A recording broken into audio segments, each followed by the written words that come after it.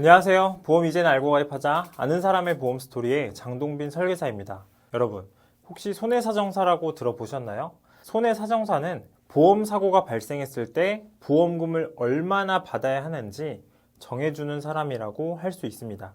손해사정사가 보험사 측에서 일한다면 보험사에서 보험금을 얼마나 줘야 할지 정하게 되고요. 이 보험사가 아닌 고객 편에서 일한다면 받아야 할 보험금이 어느 정도이고 어떻게 받을 수 있는지 도와주는 역할을 맡게 됩니다. 오늘은 손해사정사가 어떤 경우에 필요하고 왜 손해사정사를 선임해야 하는지 그 이유에 대해서 핵심만 말씀드리도록 하겠습니다. 일단 사고가 나서 보험금을 청구하고 보상을 받는 절차에 대해서 간략하게 먼저 설명해 볼게요. 교통사고든 산재사고든 사고가 발생하면 일단 치료를 먼저 받아야겠죠. 그런데 치료를 받고 나서 완치가 되지 않고 영구적인 장애가 오는 경우가 있습니다. 여기서 장애란 후천적으로 발생한 사고나 질병을 뜻하는 말로 이 보험과 법률에서 쓰이는 용어입니다. 아무튼 충분히 치료를 받더라도 신경이 다치거나 이 관절에 문제가 생겨서 움직임이 제한되는 경우는 보험사에 정당하게 보험금을 청구할 수 있는 권리가 발생합니다. 이렇게 보험금을 청구하고 받을 보험금이 200만 원이 넘어간다면 보험사에서는 조사가 나오는 경우가 있습니다. 그러면 보험사에서 위탁한 손해사정사가 나와서 만나자고 합니다. 만나서 개인정보 활용 동의서와 의무기록 열람 동의서 같은 서류에 사인해달라고 하는데요.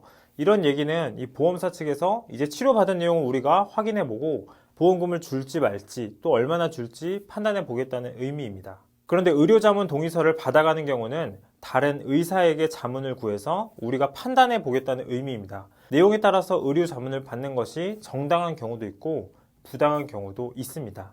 그러면 보험사에서는 보험금을 지급하거나 또는 안 주겠다고 할 수 있겠죠? 아니면 원래 줘야 할 보험금보다 삭감해서 지급하자, 여기에 합의해라, 이렇게 말하는 경우도 있습니다. 그러면 소비자인 고객들은 어떻게 해야 할까요? 바로 이럴 때 손해사정사를 선임해서 도움을 받아야 합니다. 내가 받아야 하는 보험금을 지급받지 못할 경우는 손해사정사를 선임해야 합니다. 실손보험도 그렇고요. 특히 상해후유장애 같은 상해보험에 가입이 되어 있는 경우는 더더욱 그렇습니다. 상해후유장애란 사고로 인해 내 몸에 영구적인 장애가 남았을 경우 약관에서 정한 장애율에 따라 가입 금액을 지급합니다. 이 상해후유장애는 우리 몸을 13개의 신체 부위로 나누고 예를 들어 디스크가 생겼거나 십자인대가 파열됐거나 흉터가 남았거나 또는 손가락, 발가락이 사고 전에 비해서 자유롭지 않을 때 등등 이런 경우 보장받으실 수 있는 특약입니다. 상해후유장애 1억을 가입하고 장애율이 20%인 경우 1억의 20%인 2천만 원을 보장받을 수 있고요.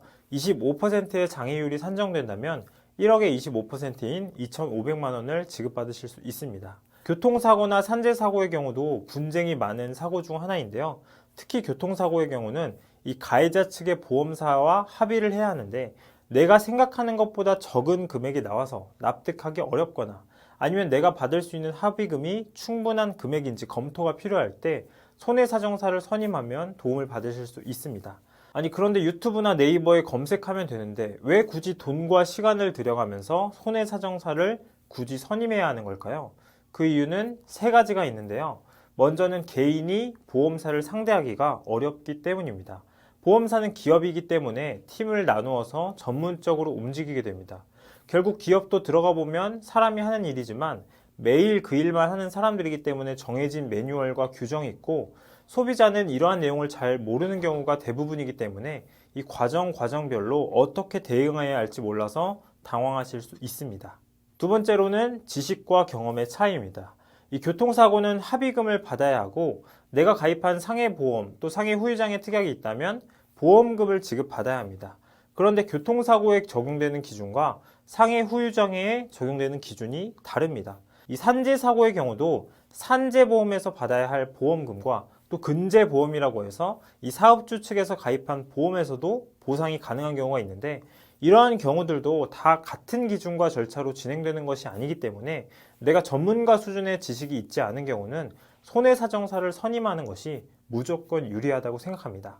손해사정사 선임이 필요한 마지막 이유는 바로 입증 책임이 피해자, 즉 환자에게 있기 때문입니다. 후유장애에 대한 보험금을 받기 위해서는 사고 6개월 뒤 전문의에게 장애 진단서를 발급받아야 하는데 받기가 곤란한 경우가 있습니다. 이 나를 치료해준 의사에게 가서 장애 진단서를 발급해달라고 하면은 안 써주거나 또 보수적으로 써주는 경우가 있습니다. 왜냐하면 자기가 다 치료를 잘 해놨는데 영구적인 장애가 남는다는 것을 인정하기가 쉽지 않을 수 있기 때문입니다. 치료 후에 재활을 할 때도 그 병원에 가서 진단서를 써달라고 하면 치료한 의사가 판단할 수 있으니까 그쪽에 가보라고 안내하는 경우도 있습니다. 그러면 도대체 환자는 어디서 장애 진단서를 발급받을 수 있을까요? 그리고 보험사 측에서 의료 자문 동의를 받는다는 것은 내가 치료받은 의사의 판단을 부정한다는 의미가 됩니다.